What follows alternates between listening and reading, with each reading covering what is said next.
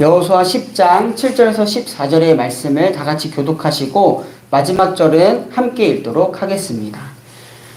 여호수아는 정예 부대를 포함한 전군을 이끌고 길갈에서 진군하여 올라갔다. 그때 주께서 여호수아에게 말씀하셨다. 그들을 두려워하지 말아라. 내가 그들을 너의 손에 넘겨주었다. 그들 가운데서 한 사람도 너를 당할 수 없을 것이다. 길갈에서 떠난 여호수아의 군대는 밤새도록 진군하여 기습 작전을 폈다. 주님께서 이스라엘 군대 앞에서 그들을 혼란에 빠지게 하시니 여호수아는 기브온에서 그들을 크게 무찔러 승리하였다. 그는 벳호론의 오르막길을 따라서 아세가와 막게다까지 추격하여 그들을 무찔렀다. 그들이 이스라엘 군대 앞에서 도망하여 벳호론의 내리막길에 이르렀을 때에 주님께서 거기에서부터 아세가에 이르기까지 하늘에서 그들에게 큰 우박을 퍼 부으셨으므로 많은 사람이 죽었다. 우박으로 죽은 자가 이스라엘 자손의 칼에 찔려서 죽은 자보다 더 많았다. 주님께서 아모리 사람들을 이스라엘 자손에게 넘겨주신 날에 여호수아가 주님께 아뢰었다. 이스라엘 백성이 보는 앞에서 그가 외쳤다. 태양아 기브온 위에 머물러라. 달아 아얄론 골짜기에 머물러라. 백성이 그 원수를 정복할 때까지 태양이 멈추고 달이 멈추어 섰다. 야살의 책에 해가 중천에 머물러 종일토록 지지 않았다고 한 말이 바로 이것을 두고 한 말이다. 주님께서 사람의 목소리를 이날처럼 이렇게 들어주신 일은 전에도 없었고 뒤에도 없었다. 주님께서는 이처럼 이스라엘을 편들어 싸우셨다. 아멘. 네, 오늘도 우리에게 허락하신 이런 새로운 하루를 하나님을 예배하는 우리 모든 성도님들에게 주님의 은혜와 평강이 함께하기를 바랍니다. 원래 오늘 저희가 만난 그 본문은 1절부터 14절인데요. 7절부터 14절까지 읽었으니까 앞절은 꼭 읽어보시기 바랍니다. 우리 성도님들에게는 나에게 큰 지지를 주는 내 편이 있다.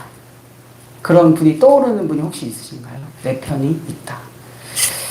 우스갯소리로 혹은 뭐 진심으로 하는 건지는 모르겠지만 가끔은 남편도 내 편이 맞나 싶을 때가 있다라고 하는데요. 얼마 전 저는 자다가 등이 너무 뭉쳐갖고 아픈 경험을 했었습니다. 막 제가 자다가 앓는 소리를 내자 아내가 일어나서 한 10분 동안 등을 막 주물러 주는 거예요.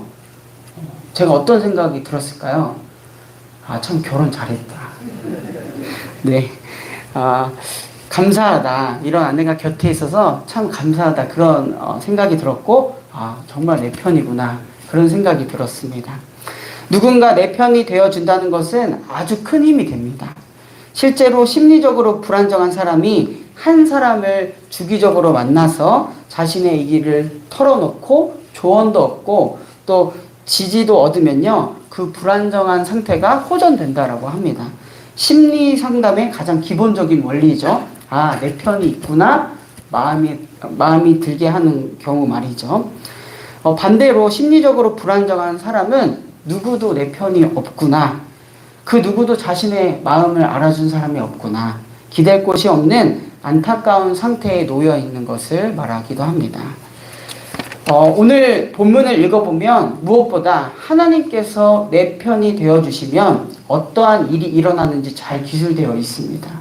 이스라엘을 편들어 싸우시는 하나님을 묘사하고 있는 본문이죠.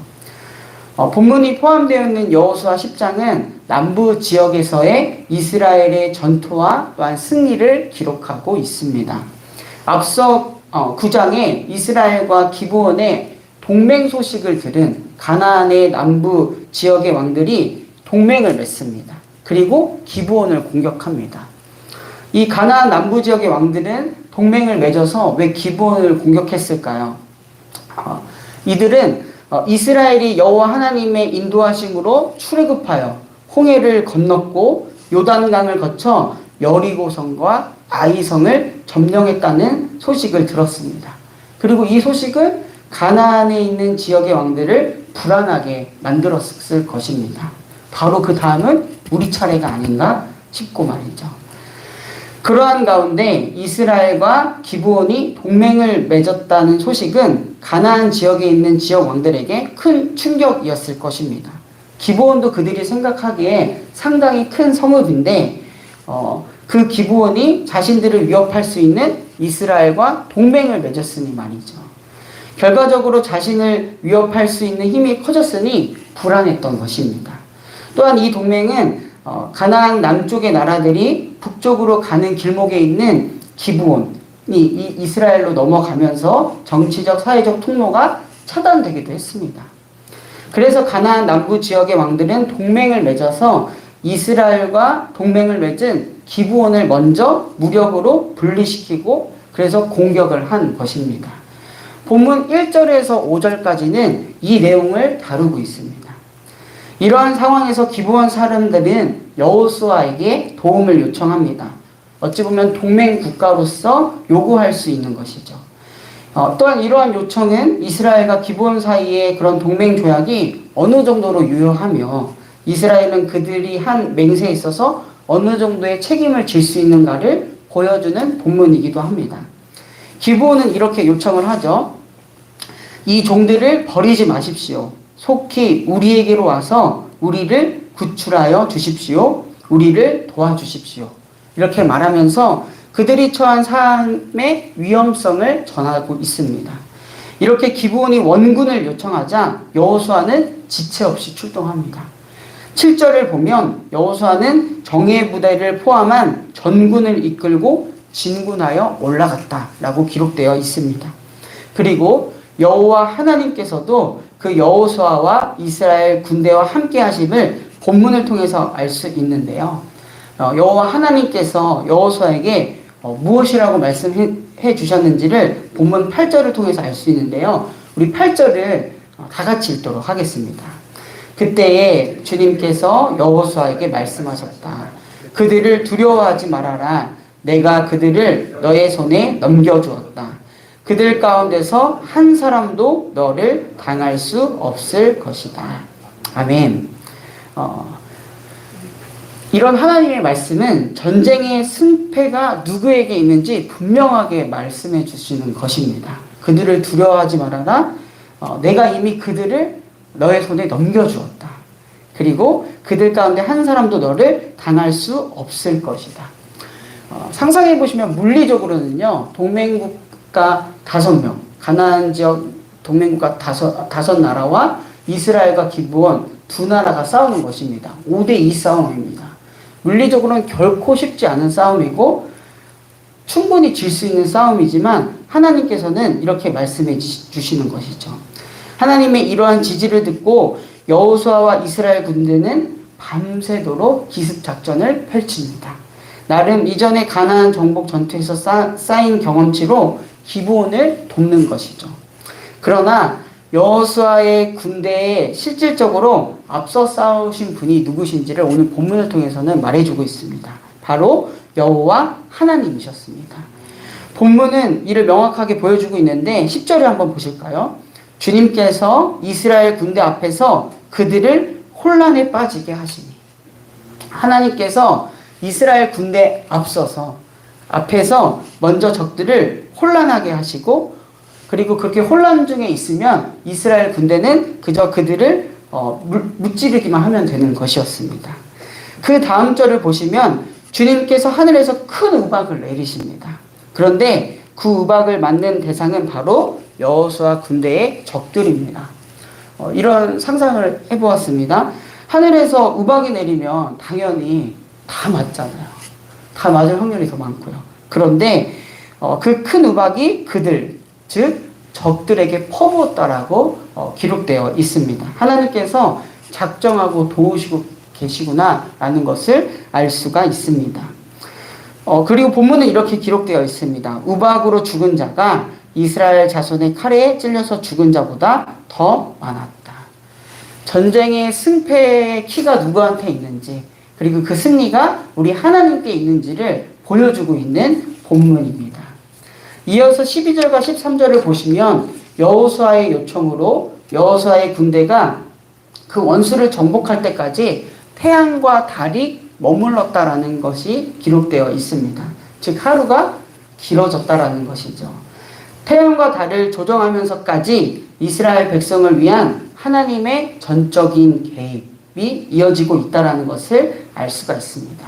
만물을 창조하시고 그 만물을 다스리시는 능력으로 말이죠.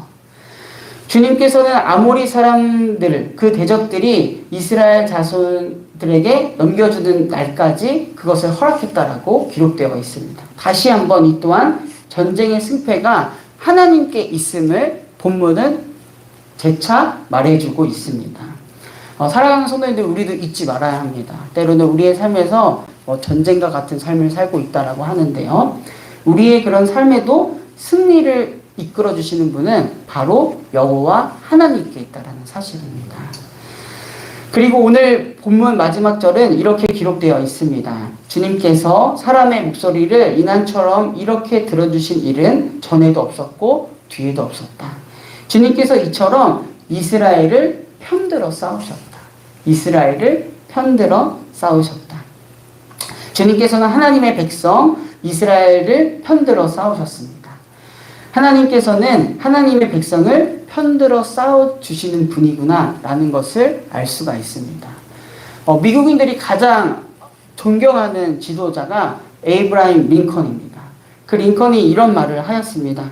나의 관심은 하나님이 우리 편이신가가 아니라 하나님의 편이 되는 것이다.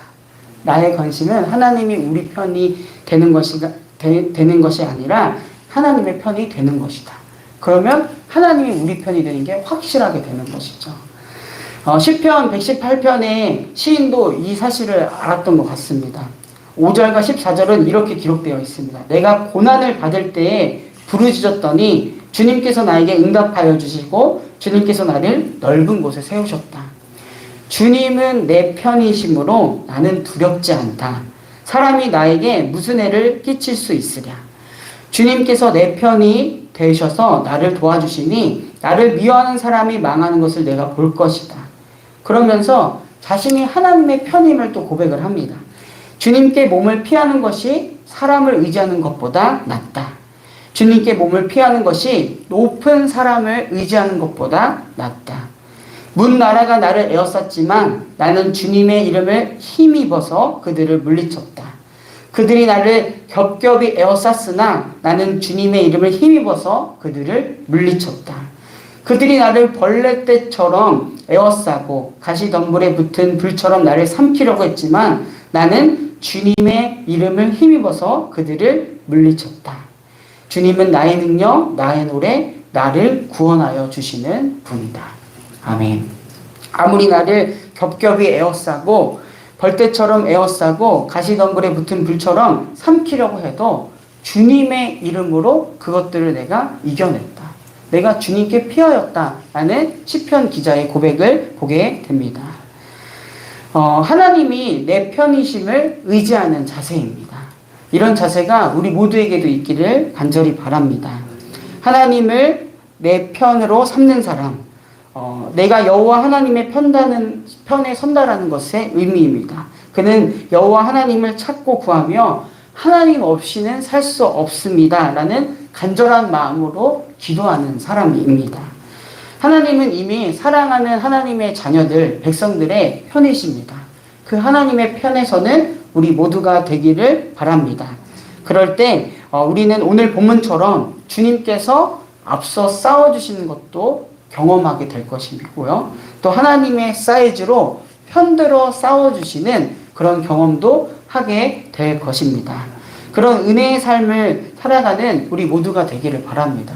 그럴 때는요, 정말 우리가 할 것이 없습니다. 하나님께서 해주시기 때문이죠. 오늘도 이 말씀을 통해서 내가 너희들의 편이 되어줄게 라고 말씀해 주시는 하나님의 말씀에 전적으로 우리를 신뢰하는 오늘 하루와 또한 우리 모두가 되기를 바랍니다. 제가 기도하고 말씀 마치도록 하겠습니다. 사랑하는 주님, 한없이 작고 연약한 우리를 굽어 살펴주시고 우리와 함께 하시는 그 은혜를 찬양합니다. 무엇보다 우리의 삶이 하나님을 선택하고 하나님의 편이 되기를 바랍니다.